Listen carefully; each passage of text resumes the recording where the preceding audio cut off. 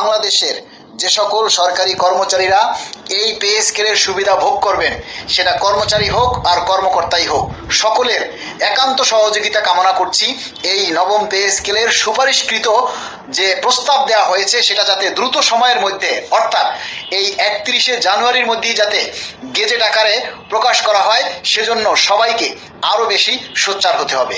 যেহেতু আজকে 21 জানুয়ারি পে কমিশনের চেয়ারম্যান জাকির আহমেদ স্যার তার যে চূড়ান্ত সুপারিশ সেটা যেহেতু প্রধান উপদেষ্টার হাতে তুলে দিয়েছেন, এখন আমাদের জন্য সবচাইতে বড় চ্যালেঞ্জ হচ্ছে এই সুপারিশ যেটা দেওয়া হয়েছে সেটার গেজেট আকারে প্রকাশ করা।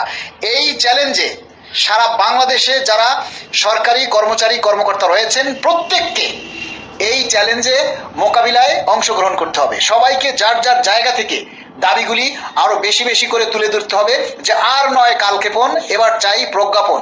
যেহেতু 12ই জানুয়ারি নির্বাচন এবং এর আগে যদি এই পে স্কেলের প্রজ্ঞাপন জারি করা না হয়, তাহলে আপনারা মনে রাখবেন যে আগামী 3-4 বছরেও এই পে স্কেলের গেজেট আপনারা চোখে দেখবেন না। এবং এই 2025 সালের জুন মাস থেকে 26 সালের এই জানুয়ারি ফেব্রুয়ারি পর্যন্ত যে সকল কর্মচারী কর্মকর্তা অবসরে যাবেন, তারা এই পে স্কেলের যে সুযোগ সুবিধা সেটা থেকে তারা বঞ্চিত হবেন।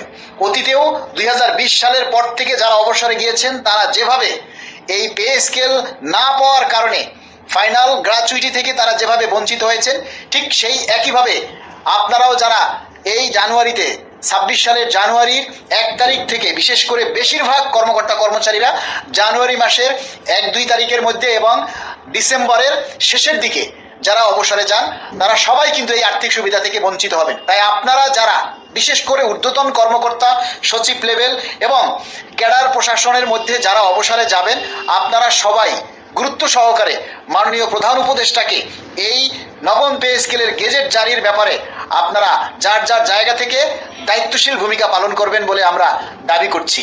এবং যারা কর্মচারী রয়েছেন, আমরা অনেক আশা এবং উদ্দীপনা নিয়ে আছি। যে প্রস্তাব দেওয়া হয়েছে আমরা সবাই সেখানে আলহামদুলিল্লাহ বলছি। যা হচ্ছে সেটাই যেন দ্রুত সময়ের মধ্যে গেজেট আকারে প্রকাশ হয়। মাননীয় প্রধান উপদেষ্টা, আপনার কাছে আমাদের করজোর মিনতি। 22 লক্ষ পরিবার এখন শুধু আপনার দিকে তাকিয়ে আছে, আপনার হুকুমের অপেক্ষায় তাকিয়ে আছে। আপনি কবে গেজেট প্রকাশের জন্য হুকুম দিবেন, সেই গেজেট আমরা কবে হাতে পাবো, সেই প্রত্যাশায় আমরা এখন দিন গুনছি।